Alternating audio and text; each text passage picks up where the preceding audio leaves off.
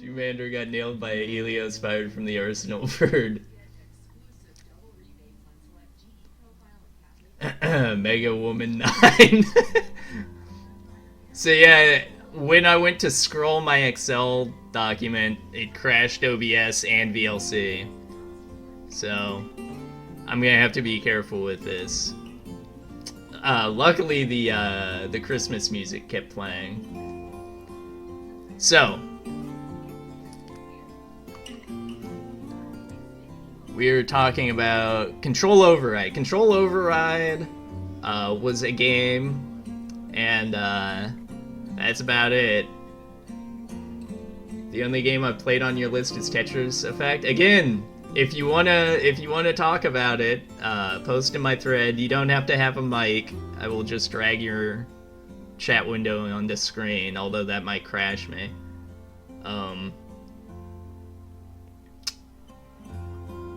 Control Override. I actually really like this.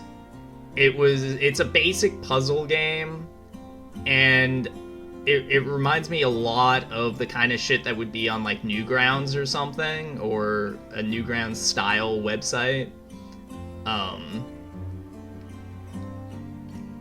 Here's my review. It's epic. I didn't like Tetris Effect that much, but I don't like Tetris that much. So as you can see from this, the basic gist is that you're this one box, and in order to do anything, you basically reach out and you absorb directions.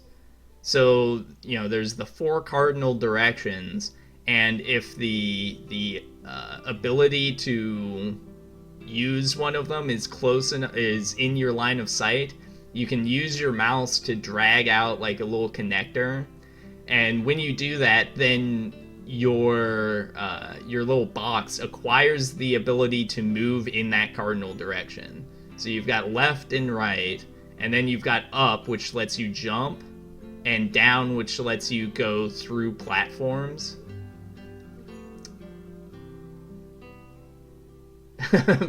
Puzzle based on the physics from the Jamiroquai Virtual Insanity video. That was a cool video, although the outfits were pretty bad. So, but the main gimmick of it, besides that, is that you can also reach out a tendril to objects in the game world, basically other boxes, and give them, like donate one of the cardinal directions. So like you can have your left arrow key instead move the box you're sitting in to the left or whatever. And there's a bunch of other things that kind of interplay with that. It was an okay game. There was a lot of dialogue and lore and backstory, where you're like a hacker who used to work for basically Facebook or Google, and helped them create an actual AI, but you didn't know that they were making a real AI, and then you left the company like in disgust or on bad terms with the other people, your former friends, who then went on to make this actual AI. And then the company is using the AI to spy on people, and the AI has become self-aware and doesn't want to be part of the company. It's like a whole thing. And like your former boss kills himself or something like that. It's all really bizarre. And honestly, I kind of like the story of it. But and it's a pretty cheap game. It's only like, I don't know, $4 or $5, I think. But yeah, Control Override, there's no real reason to play it. Diablo 2, Deedlit, a bunch of Mega Mans, Dishonored 2. Are you looking at just what's on the screen? Because this isn't the full list. The full list is in my OP. Anyway, I will say Control Override, it's pretty decent.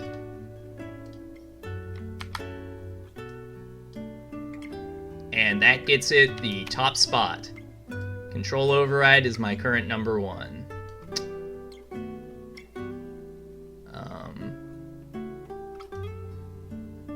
Is there a way to... Okay, there we go. Control Override's my current number 1. It's alright, but there's no... Not Control Override. Not only that, there's no space after the colon. So, it's Control Override. All one thing, no spaces. It's a game, but I wouldn't necessarily recommend it to anyone, because it's... Yeah, not in all caps. It's... The gameplay is kind of bland for what it is, and the story's not gonna be good enough to pull you in otherwise. So, that's Control Override. It's currently number 1. So what else hasn't anybody ever played?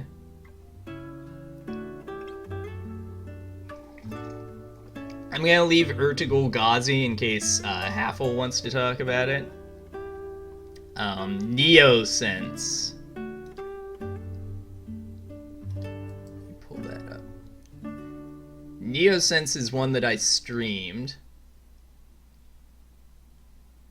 And, it sucks.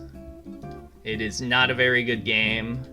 It's another one of those puzzle games that's sort of like something that, I didn't actually play Ertugrul Ghazi. Yeah, I know, but you might still... I'm not going to force people to have played something. Hackey's comment, I hate macs and cheese. No one played... Okay, so nobody played most of the games that I played this year. I know that.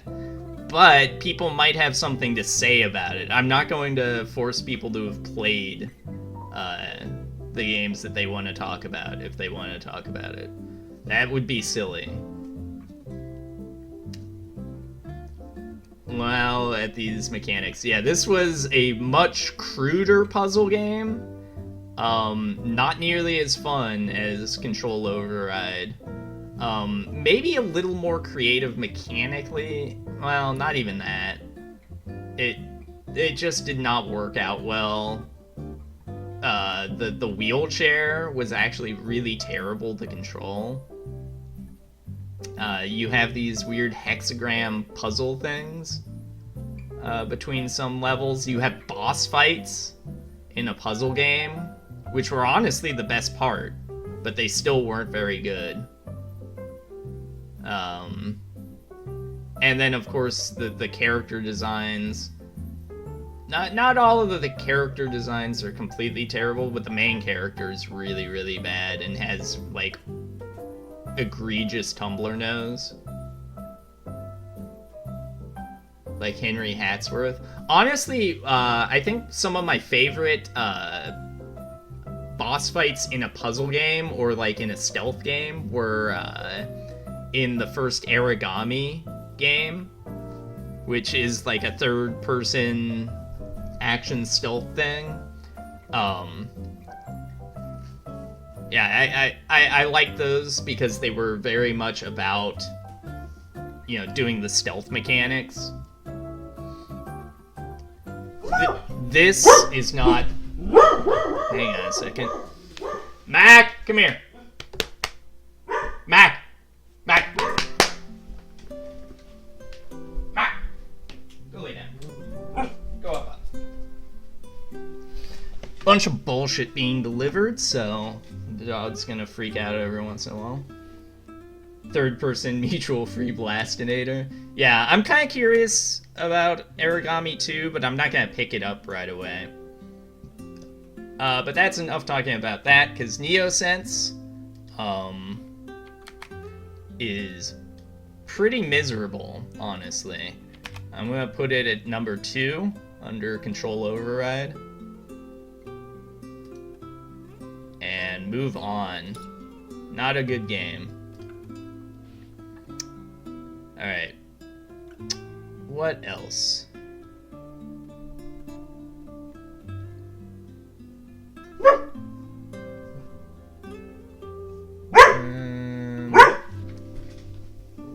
Gosh. Troll override. I don't think anyone played I Expect You to Die.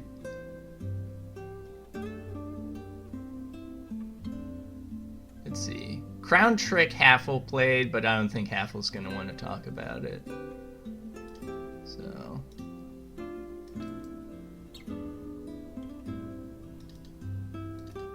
I only have 2 clips for this. Revenge on the Streets, obviously. Yeah, I never actually did, I tried to play Salt and Sanctuary like 3 times. You want to reserve that? Because I'm sure you have some shit to say about it. Crown Trick is kind of cute. It's, one of those tile-based sort of mystery dungeon style games. And it's got some pretty neat mechanics. I really like the breaking and blinking. Basically, you have an inherent ability to teleport, and you get a certain number of uses of it per room. So per combat encounter, you just get a couple free uses of blink. And then there's the break, which every hit that you land on an enemy takes away one of its, shields, and each enemy has a different number of shields that it gets, and then once you get through that, you break them, and it increases your combo meter and can give you more teleports. And managing that kind of stuff is really interesting, where in a lot of similar games, you'd be focused like completely on DPS or, more bland forms of CC. Those Giga Maidens look massive. Oh, is Revenge on the Streets 3 out already? So, just throwing this out there, if I managed to get through all of the games, I was going to do a little extension where people recommend games for next year. And I take a look at them live on stream. So hold on to Revenge on the Streets 3. In breve. I don't know what that means, because I don't speak Portuguese. So yeah, hold on to that, and I'll take a look at it when I get through all this. Because Cabbage Pots actually was going to recommend me a bunch of stuff. He's not here now, because he's going to go get his second Pfizer shot. But yeah, Crown Trick, kind of neat. It does sort of have a problem where, or it still has that kind of problem where certain collections of powers or items just make you so much more powerful, and you kind of steamroll a lot of stuff, and then if you get kind of worse rolls, it just becomes kind of tedious. It's not nearly as bad as most games of its type, though, because there are no bad items or abilities that you get. It's just sometimes things line up so well that every run after that kind of feels underwhelming. That funny karate, that's because I haven't finished it. I still want to get through Legend of the Hand. I took a break from Legend of the Hand because I didn't understand the combat mechanics of it, and I was getting kind of frustrated with how difficult some of the fights were, and I was thinking like maybe I didn't understand the counter system or something like that. So I posted about it on the Steam forums for it and put it aside for a little bit. And apparently I wasn't really missing anything. You're just supposed to kind of like grind up your power level by dying a whole bunch. And so I was like, oh, maybe I'll play that on my own time. But then I also didn't want to play it on my own time because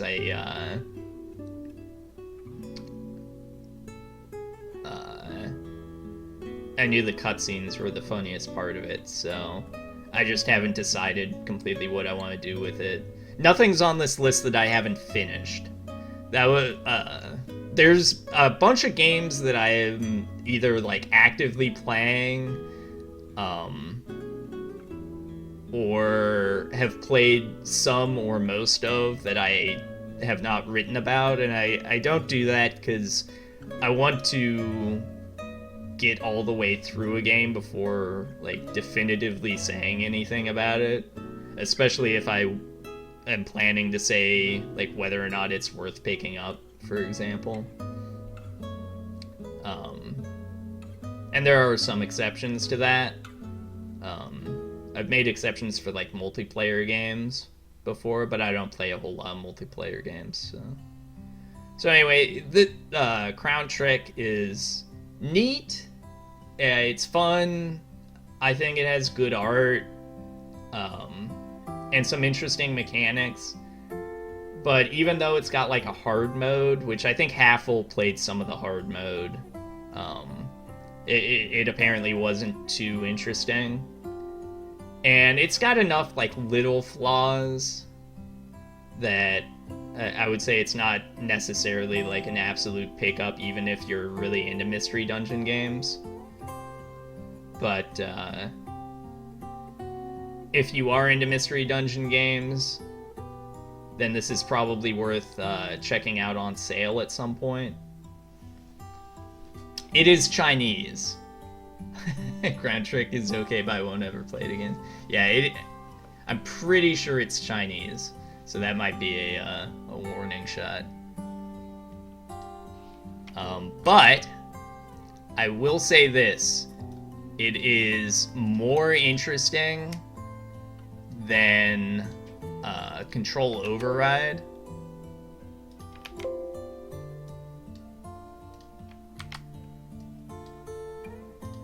So it goes in the top spot for now. Yeah, Crown Trick is okay, but I won't ever play it again is a pretty good summary of it. Let's do Vectrex. Vectrex is kind of interesting, but it's not one that I think anybody is going to have played or want to talk about.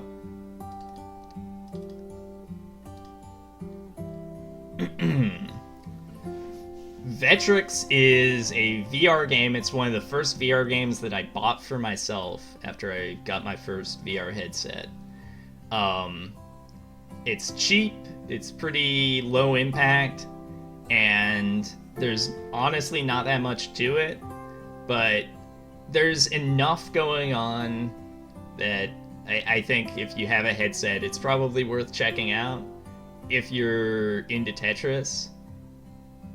And like I mentioned in my post, but the gimmick is that it's Tetris, but with a second layer of depth. Like literally a second layer of depth, where you manually place the pieces, and you can have them rotated between two layers.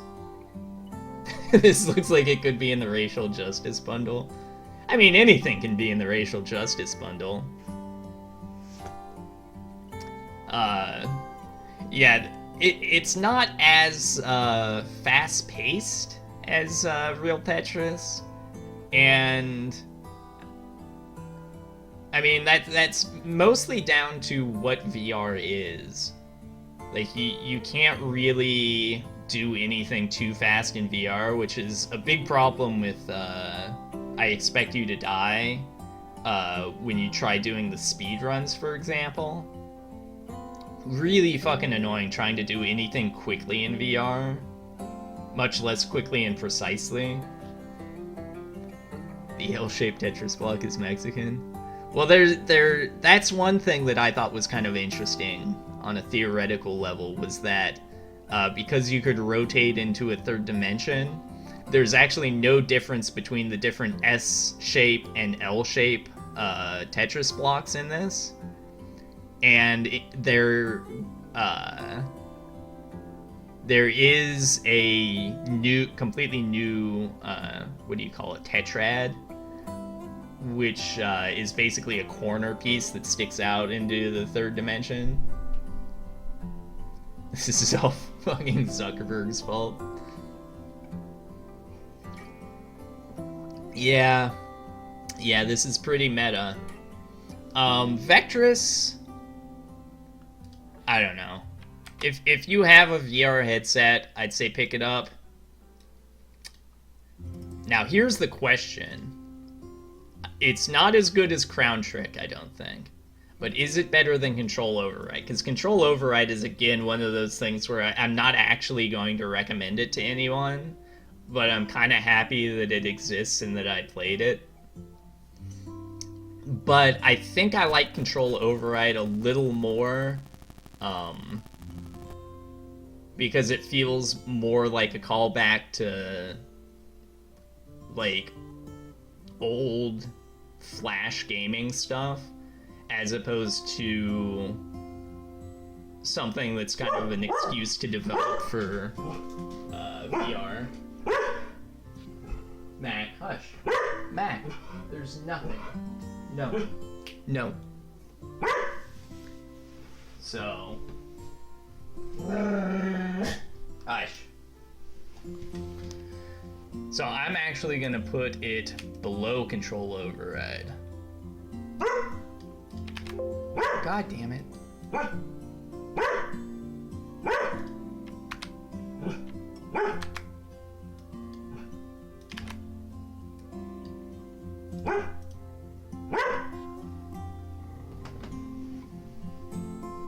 Calm down. Calm down.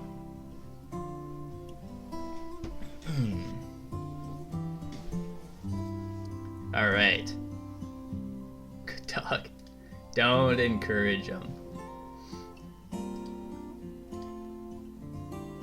All right. Nobody's played Diablo 2, right? What's up, Peng? This dog wants to talk about video games too. I know he does. I also don't know if I want to talk about each Mega Man game individually or not. I think it could get kind of tedious trying to rank them around each other. But we'll leave that for later. FYB played Kaze in the Wild Masks, so who knows, FYB may show up. Probably not, though.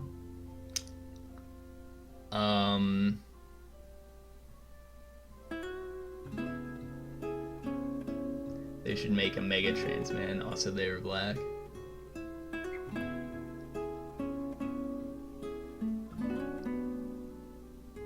Cyber Shadow. Some of these I kind of have to remind myself what they are.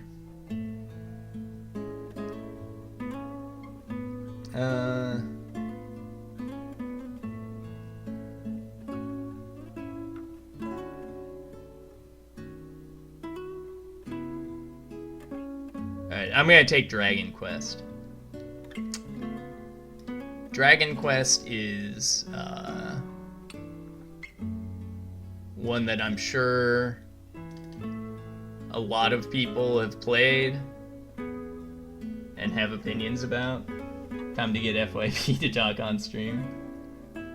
How many flat crotch skinny leg games did I play in 2021? I don't think any, actually. I'm pretty sure skinny leg,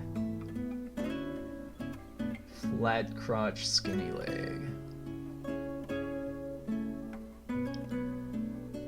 I mean, maybe Tony Hawk's Pro Skater, some of the skaters have skinny jeans.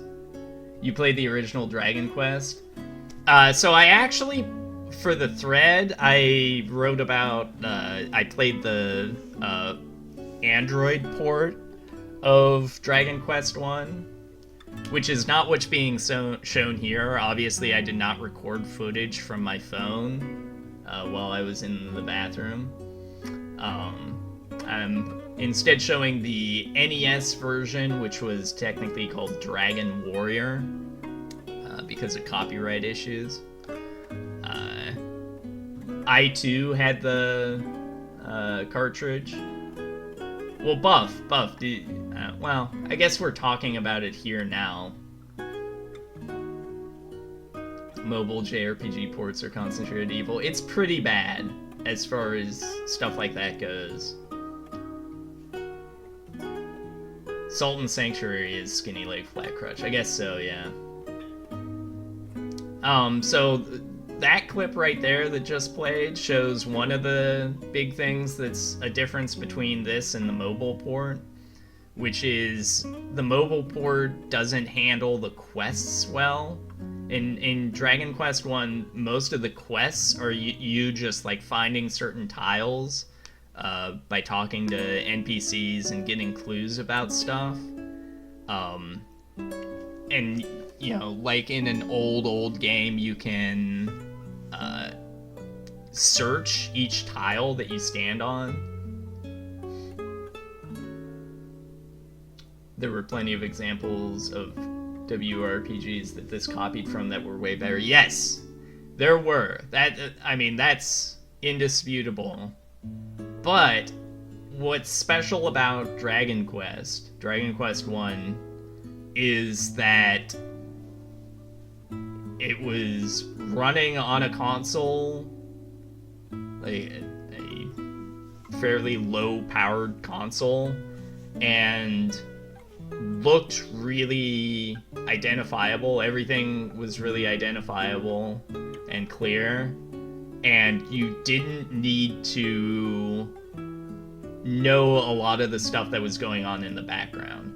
So that's one of the things that I genuinely think is important or good about early consolification of games, which is that you can have something that's more upfront, just like a game, and less something that you need to have some sort of in-depth backroom knowledge about. So, like, you know, you get a pop-up when you level up in this that tells you, like, some of your stats increased by, like, arbitrary amounts. And besides, like, the health max and MP max ups and new spells that you get, you know, it's not really that important. You don't have to know that you have to hit a certain threshold of haste or whatever for you to be able to act in this certain particular fight, or that you need this threshold of attack in order to actually deal any damage to certain enemies. Those mechanics kind of still exist, but you aren't required to know them in the same way that you kind of do for things like Might and Magic and Wizardry. Which, if you're a real hardcore, I don't know, what do you call it, blobber or whatever, I can see, you know, you really wanting those things to be important.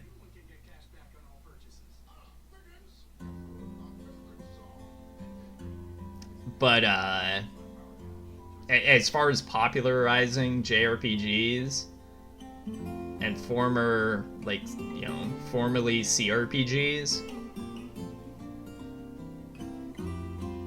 I think the fact that it got a lot more smoothed out in Dragon Quest, blobbers is a term used by Faggot. I don't know what, I've only ever heard blobbers. I always just called it dungeon crawlers, but apparently that doesn't cover it because you don't crawl. I laughed so much at that one interview that I started using the term. What interview was that?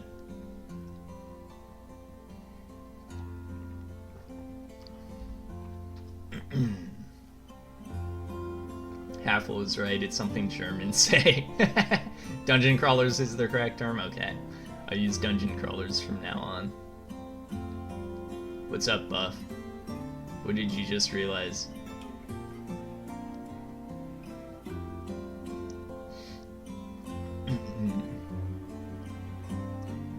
Anyway, so basically what I'm trying to say here is that Dungeon Quest, or Dragon Quest, it's a lot better than, I don't don't know, just an NES game. Some crowd asked Rope Kid about blobbers, and Rope Kid was like, blobbers? Yes, let us discuss them.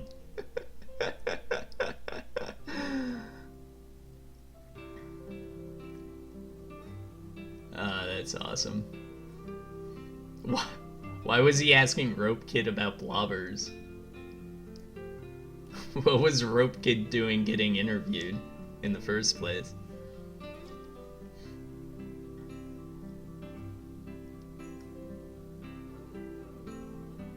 Oh yeah, I can see where that would be annoying. Because he is a fucking German? Rope Kid's German? Oh, that's another strike against him.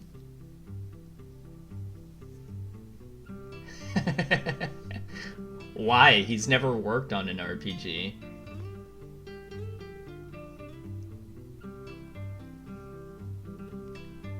He used the word blobber. They look through their own shit. That's another thing Germans do. Alright, so, Dragon Quest 1, I think is really important for kind of setting the trend for, you know, basically creating the JRPG out of the, console-tarted remains of CRPGs. And on top of that, I genuinely think it's a pretty fun game, although this version that we're looking at has a real problem with pacing, because the early game power curve is really obnoxious. It takes you like an hour just to be able to grind up enough levels to go beyond like the immediate vicinity of the first town. And the fact that it's capped to 1 byte numbers for stuff like your gold and XP reward for combat,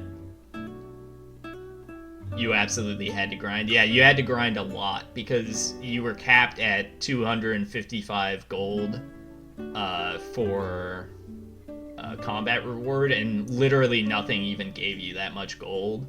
And there was stuff that was like, what, 14,000 gold for the silver shield or something like that. And even just like getting up enough to get like the hand axe takes fucking ages because of how little gold you get for early game enemies, which are the only things you're going to be able to reliably fight. Although I will say, all the game does when you die is take half your gold and respawns you at full health. And it's honestly not that hard to stay topped off at health.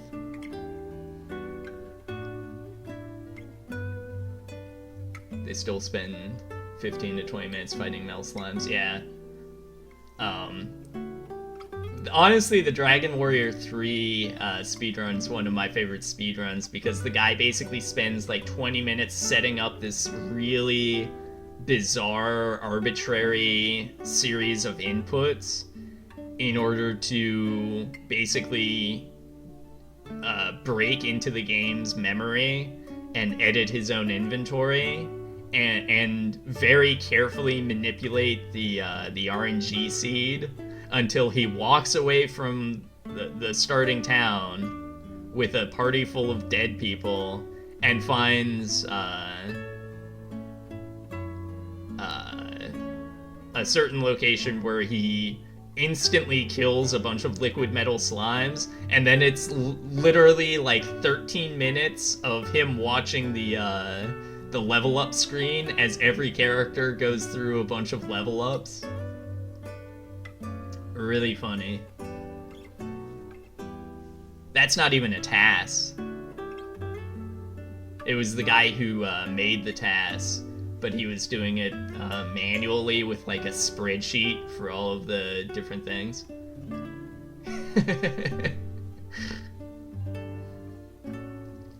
Yeah. Pretty awesome. Yeah, I mean, even though there's a lot of grinding. I think in this game, at least, the grinding's fairly enjoyable.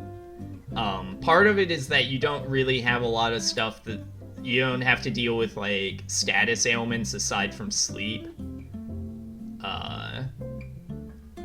You don't have to juggle a whole party. It's just one guy.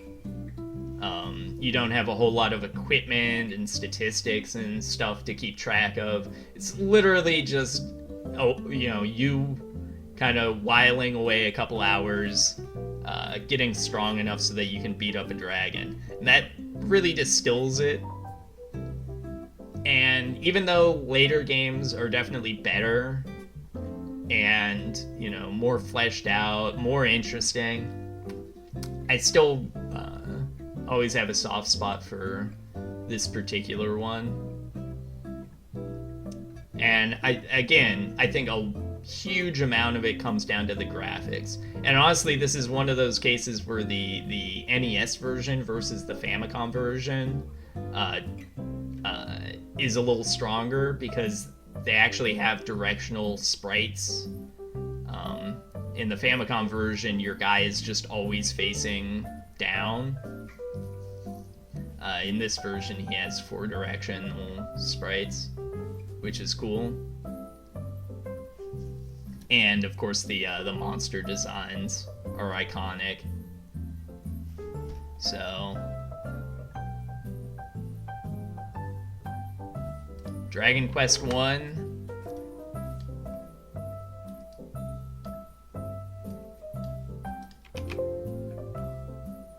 Hey, come on. Where is it?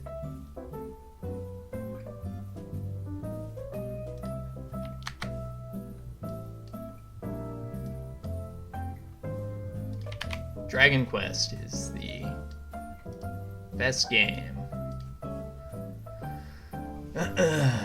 Alright.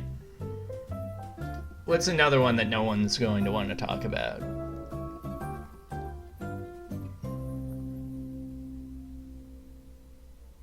I guess I can start cracking on the Mega Mans. I don't think anyone's going to want to talk... Well, I haven't split up their clips, is the other thing.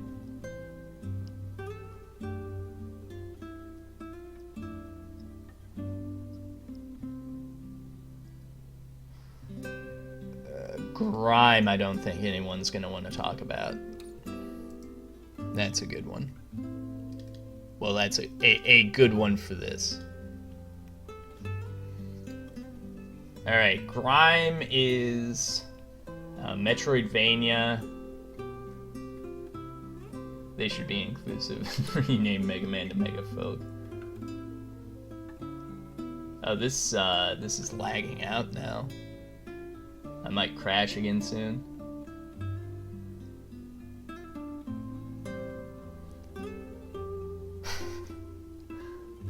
It's kind of disconcerting.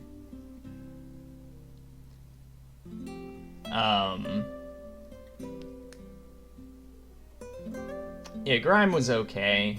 It wasn't amazing. Hang on.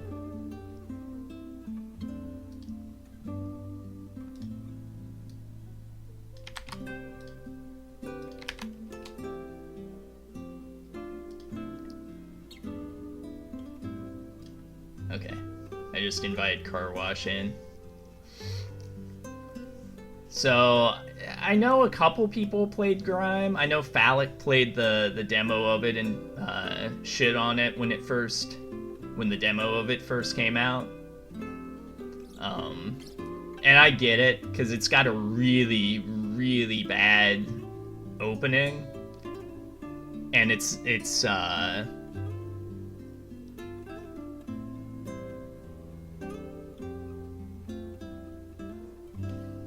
Wait, what?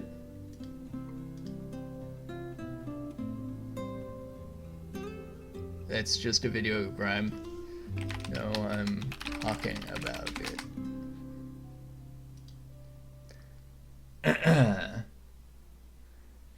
You should get PB on stream to talk about Walking Dead.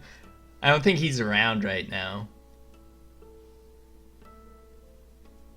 I'll ask him if he wants to talk about it. I don't know anything about Walking Dead, which was part of why I was kind of not excited when my brother got it for me. But luckily, it turns out you don't have to know anything about Walking Dead. So anyway, speaking of PB, this game has a really bad opening where like it's just real sluggish and doesn't have anything interesting going on for a long time. So I can see people completely bailing on it initially. And honestly, it's not great even later on. It's kind of frustrating at points. It was very buggy. It's been patched a bunch of times, but I don't know how buggy it is now. But I still liked it because it's got some interesting mechanics. It's very similar to Salt and Sanctuary as far as the just the immediate combat mechanics are. And a little bit of the platforming too, although this is a little more actiony with the platforming. Here's one of those bugs where a platform that's supposed to respawn, like a temporary platform that you land on and then move on, didn't respawn. Here's another bug where the same thing was happening with grapple points that weren't respawning. I'm 99% sure that got fixed due to me posting about it in the Steam discussions thing, because I figured out what was causing it. I hate Unity. Yeah. That's a big part of the problems with this game, is just the graphics are not interesting, except for like some of the boss fights are kind of cool. Like I like the boss designs, but a lot of the environmental design and regular enemies and stuff like that in your player character are just like, they're nothing. It does have some interesting ideas with like some of the weapons and stuff. The parry mechanic is pretty good, although the timing's kind of weird. Everything in Unity running like complete shit, yeah. There've been a few games that have been like just ruined by it. One of them was actually, I'm not gonna say that Hard Space Shipbreaker was ruined by Unity. It was rather ruined by the devs being taken over by people who wanted to make a narrative experience, when all anybody who was interested in the game ever wanted was more ships to break. Yeah. God. What a fucking blow that was. Can't have narrative devs without Easy Game Maker Pro.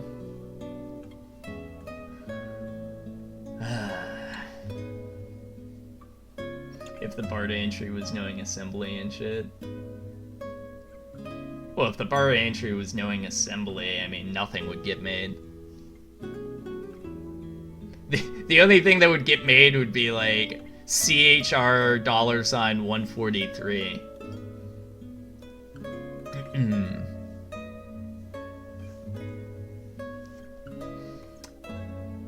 So yeah, Grime, I don't know. I might replay it at some point. The boss fights are honestly the best part of it. The platforming was kind of whatever and pretty buggy at release. The regular combat and like different enemies and stuff were okay. I didn't like the skill system, the skill tree system. It was really too constrained. But it also feels kind of like one of those games where it might be more fun to go through with foreknowledge of like different builds and stuff and where things are. So that was one of the biggest problems, was the the fact that you just wouldn't know.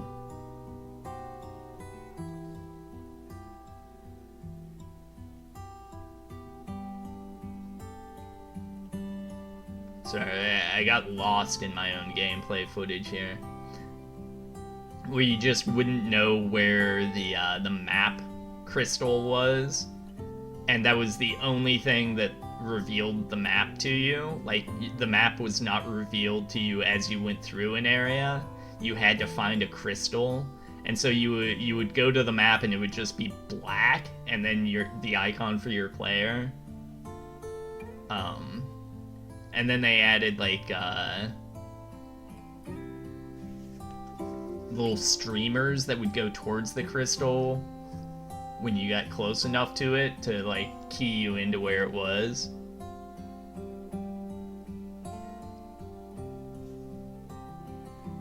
Yeah, pretty buggy. What's up, big turd? So, Grime.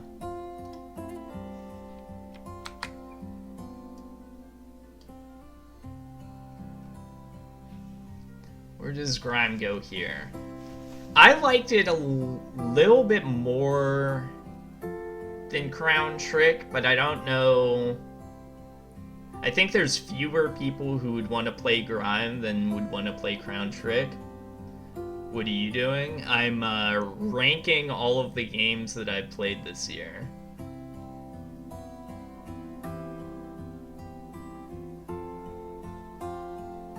Damn. Yeah, you're welcome to, I should do that too. Well, I was gonna get people either on mic or on chat to, like, talk about the games from my thread and, like, help rank them. But I don't know exactly. A, I don't really know how to do that, and B, I'm pretty sure nobody really wants to. With a couple exceptions, like Haffle absolutely wants to talk about Ertugrul Ghazi. I haven't kept up with your thread, but I could probably discuss some of them. Yeah, take a look at the list in my OP, and post in the thread dibs on talking about whichever ones you care about. I didn't play any of these games. You don't have to have played them to have an opinion about them.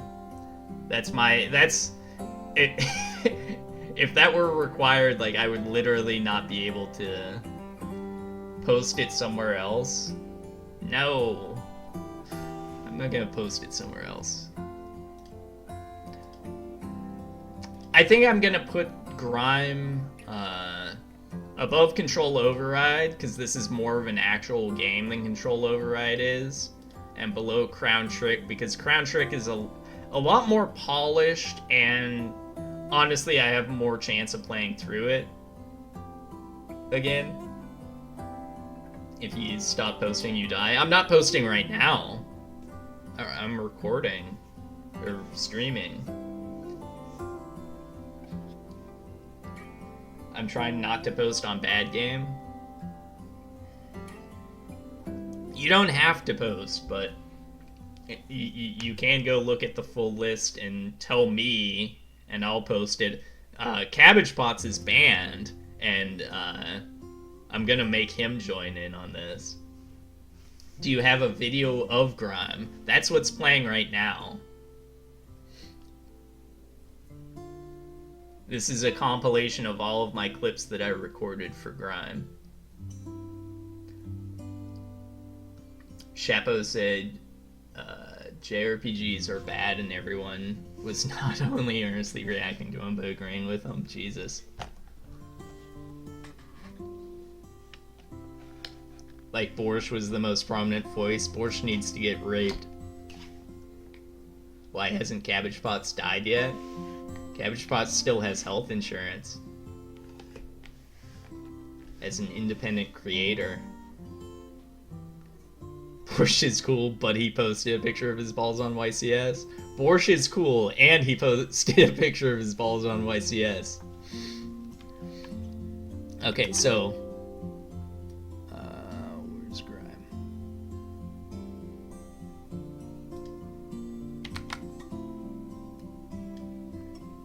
Rime is the third best game.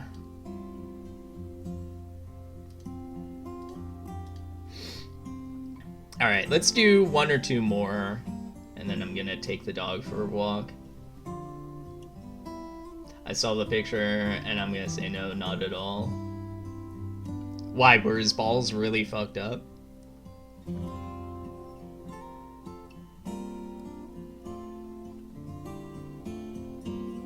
What was the Dark Souls mod? So I played 3 Dark Souls mods.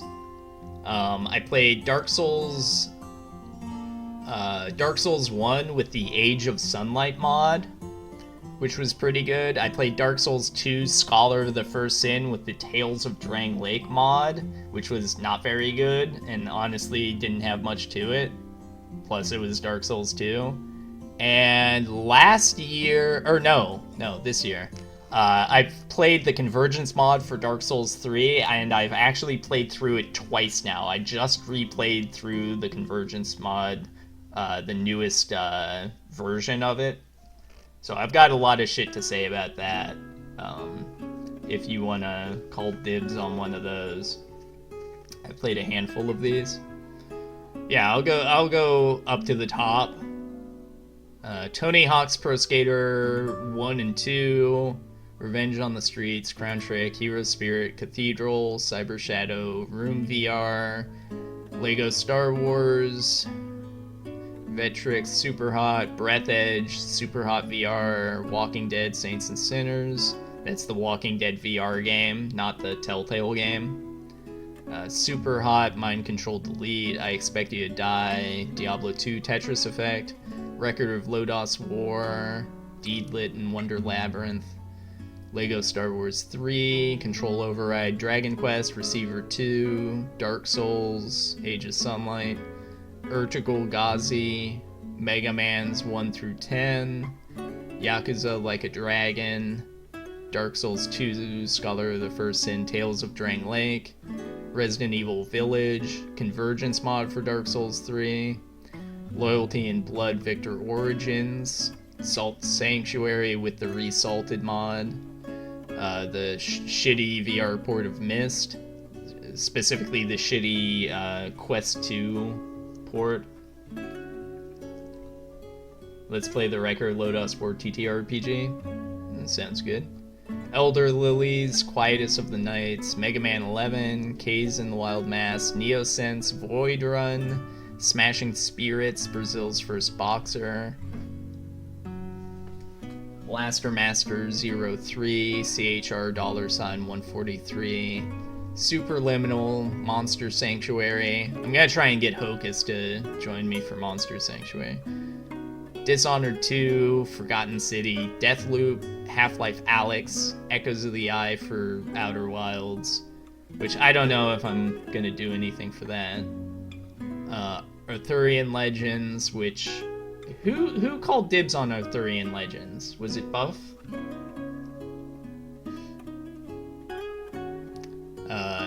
Resident Evil 4 VR, Death's Gambit Afterlife, I Expect You to Die 2, Unsighted, Ascalon Tears of the Earth, and I am finishing up my post about Desperados 3, which is the most recent game I played. There's probably going to be 2 or 3 more games that I'm going to crank out before the end of the year, but this whole rating thing is just kind of a silly gimmick, so... I haven't played Arthurian Legends. I have nothing to say about it. Somebody said something about it being Game of the Year. Who was that? I guess I can go back and look at the footage. I think I could add some decent input to Tony Hawk's Deedlit and maybe Yakuza 7. Okay. Oh, actually, hang on.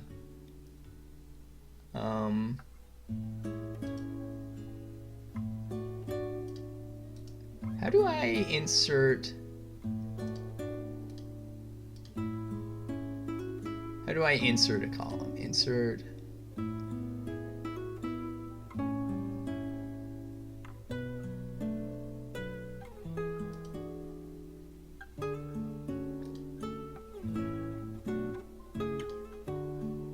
Oops.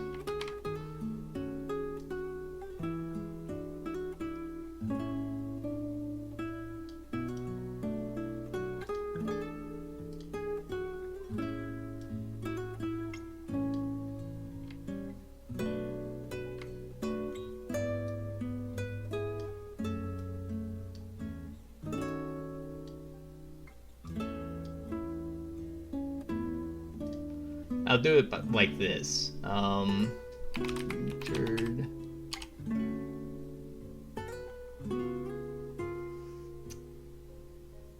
Tripwire, was that you? Oh, based on watching you stream it for 30 minutes. Okay. Okay. Deedlit. Where's Deedlit?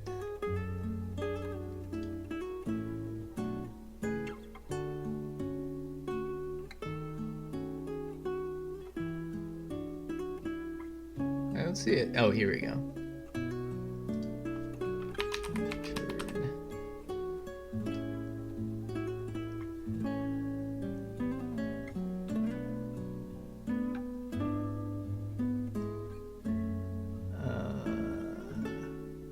Yakuza 7.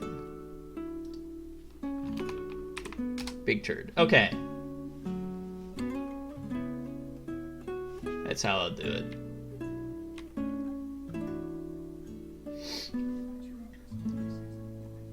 Alright. So let's see. Anything else that nobody's going to want to talk about? I should finish Deedlit to improve my gaming stats. You should get a Glitch Wave account. What is that? Is that music then?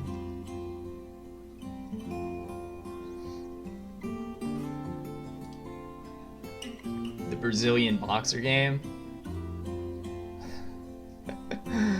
I was hoping somebody would show up. Not a foot fetish. I was hoping somebody would show up. Oh, it's rate your music for gaming? Oh, okay. I don't really do social media stuff, so it would probably just be something that I would do like once and then abandon completely. So I was really praying that some kind soul would like ride to my rescue and be like, oh, you played Smashing Spirits, Brazil's First Boxer. That's one of my favorite games of the year. And they would talk about Smashing Spirits, Brazil's First Boxer. And we would get to have like a long chat about Brazilian devs. 2021 kind of sucked this year for gaming. Well, it didn't suck for indie gaming. And here's my thing. I barely keep track of what games come out, like what year. It's more important to me what games I played and when I played them. So there's, like, I don't think I've ever done a game of the year where it was a game that came out the year that I played it. Let's get Plutonus in here. No one made any media worth a damn this year. I kind of liked Deathloop, but it's not my game of the year. Highfleet, yeah, I need to get started on Highfleet. I picked it up around the same time my brother got me Barotrauma, and so I was kind of on the hook to play Barotrauma for a long time, and then I didn't want to immediately go from playing Barotrauma to playing Highfleet for obvious reasons. Endwalker gotta play when the server issues are done. Have you even been able to play Endwalker yet, Carwash? Or have you just been like booting up the game to get in queue? Bravely Default and Monster Hunter Rise. I'm gonna wait to play Monster Hunter on PC. I think Carwash is too. I haven't subscribed yet or even tried to boot it up. Oh, okay. What's up, Big? We're talking about Smashing Spirits, Brazil's first boxer. A real Brazilian game about punching gladiators and wizards, and even a like a Japanese girl with a katana. Have you pooned anyone in a Rational Gamer debate yet? No, nobody's gotten on chat with me. So this is just my initial baseline thing. I'm just doing some games that I don't think anybody has much to say about besides me. And also just kind of feeling out whether or not I'm going to be able to do this.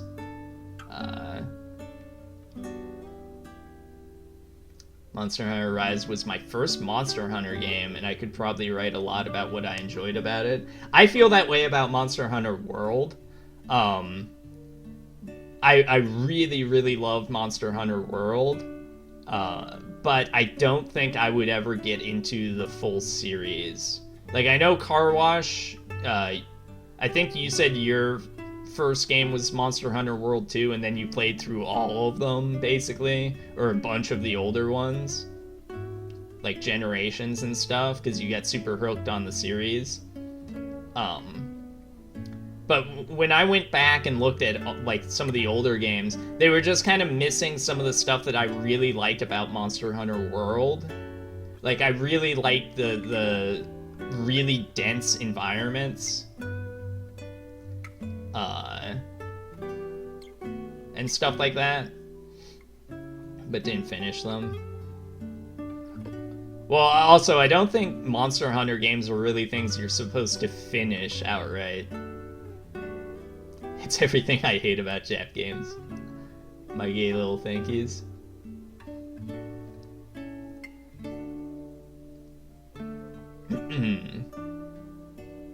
So yeah, I really like Monster Hunter World. I will definitely be getting Rise, although I'll probably still be playing...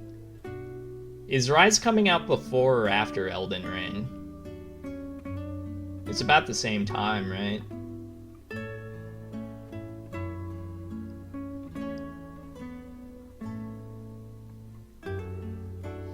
Anyway, getting back to Smashing Spirits. So I think these are some of the best clips of a game that I've got so far to really show off what is cool about this game. It's just really tight and fluid, and honestly conveys what the gameplay is all about really well. It could definitely be expanded on in a lot of good ways, but what's already here is so cool. It's like shocking. When I played it initially, I was blown away because I thought it would just be like some dumb crap where it'd be like, oh, you know, you just run around, you punch, and you know, there's really not much to it. You do basically run around punching things that mostly stand there and take occasional swings at you. But once you start getting into it and it starts to click, like, it's awesome. And I really hope either this dev makes more games like this, or really anything, or that like people make more games like this. Is really cool, really fast, really technical, some pretty good music, really needed better enemy designs, and the environments were really bad. Like the environmental art is pretty crap. But I really liked it, and it's very short. Is that a Pokemon? Nope. Yes, I mean, just the amount of punches that you can land on the boss is so much fun.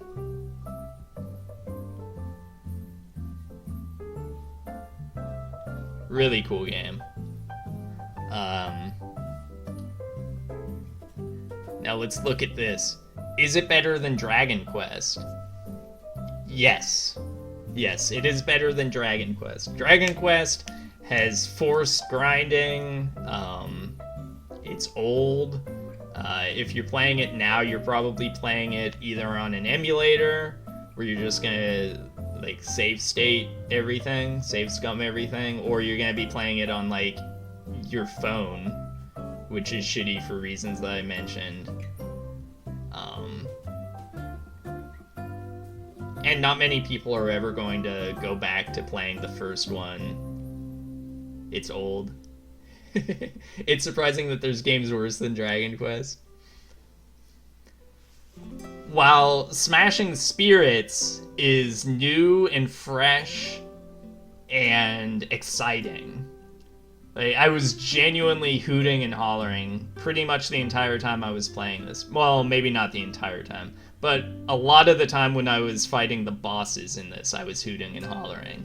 And that's a pretty high bar for a game that has come out in recent years, and especially one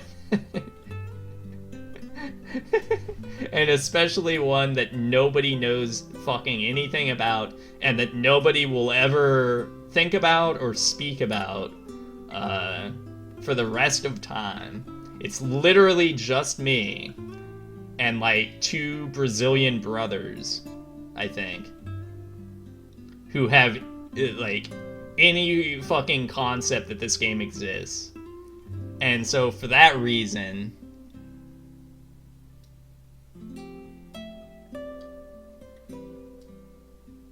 Dragon Quest is getting scooted down. And where is it? Smashing Spirits.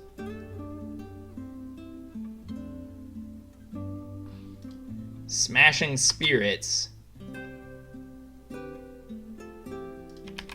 is the new best game.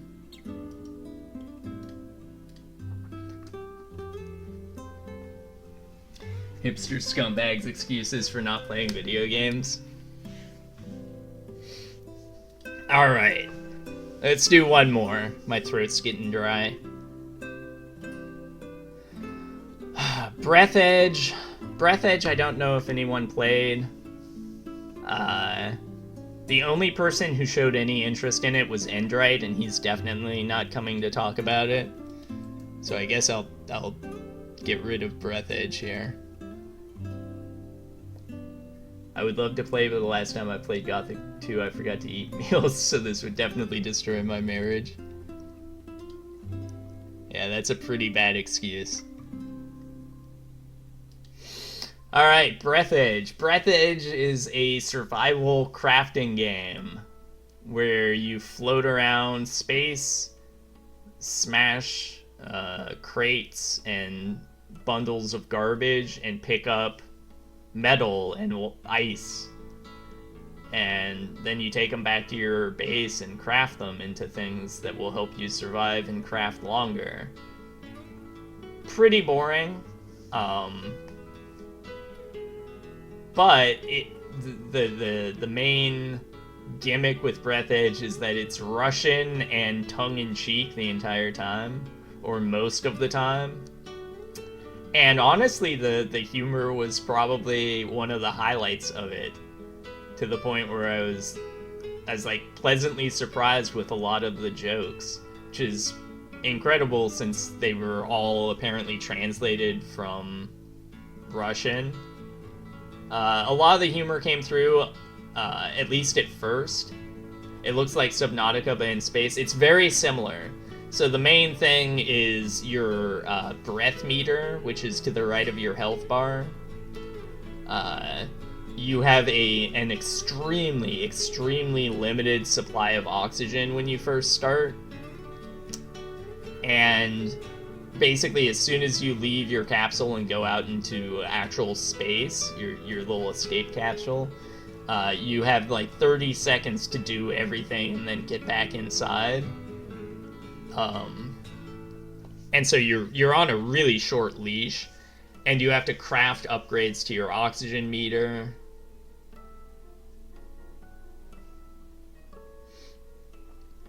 Before I was familiar with Endrite at all, my first exposure to him, where he named every soldier on his shuttle full of expendable meatbags Endrite.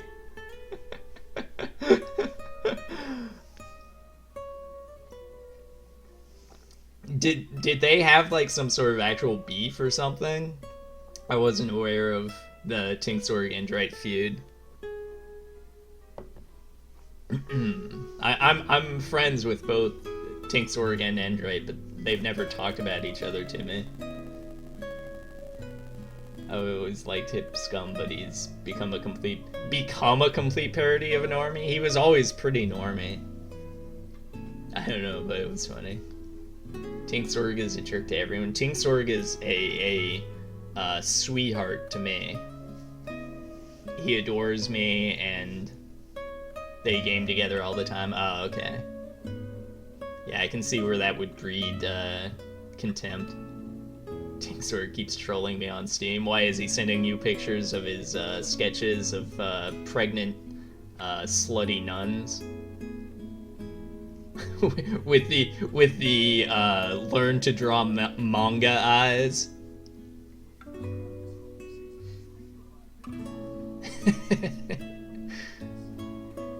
Anyway, Breathedge, honestly pretty decent until you get to the later half, where it becomes a narrative, like, linear series of puzzles, and it just fucking falls apart. It's miserable, it's not well paced, the humor drops off significantly, and the worst part is they make you, like, backtrack all the way back to the entrance of each linear area in order to craft anything. And you have to constantly make new tools to get past all of the shit.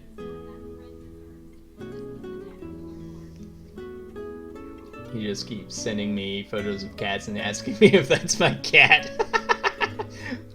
Has he ever sent you an actual picture of your cat? That'd be crazy. Post Gamergate ruin. Oh, I don't know if I've ever seen any of the people, any actual game devs quit posting because they got found out and were too big of cowards to tell the guy who was trying to get internet cred from outing him a shithead that nobody liked. Hip Scum is just a normie. Yeah. Alright, so Breathedge. Breathedge, I don't know. It falls apart too much, I think. It's absolutely miserable to try and get through the later half of the game, to the point where I would honestly say, like, only pick it up on extreme discount if you're really, really into Subnautica-style games. Because even though, like, a lot of the jokes are pretty funny, they're not funny enough to, like, sit through survival crafting shit if you're not into that. And the last half of the game is miserable even if you do like survival crafting stuff. But it's not nearly as bad as Neosense. And I think there's probably more to get into than in either Vectrex or Control Override. Vectrex, I think, you're only going to be able to play it if you have a VR headset. And even then, like, even if you're into Tetris and kind of curious about the gimmick, there's not enough to the gimmick. Like, it's fine, it works fine, but there's not much to it. And same with Control Override. Like, Control Override has a much lower ceiling or barrier for entry, but at the same time, there's not even as much going on as there is in Vectrex. Like, it's fine. But I don't think I would put Breathedge above Grime. Because Grime, I think, at least if you're, like, really into Metroidvanias, or like that style of game, like Blasphemous or something, I think you might click with Grime and be like, oh, that was actually a pretty fun experience. I don't think you would with Breathedge even if you were like a real big Subnautica fan.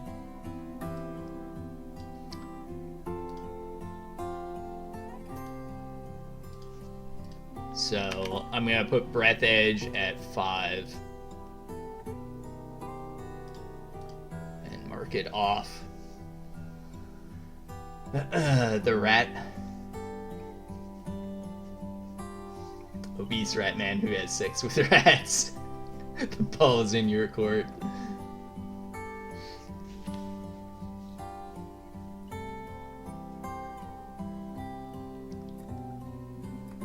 Rope Kid's a turd.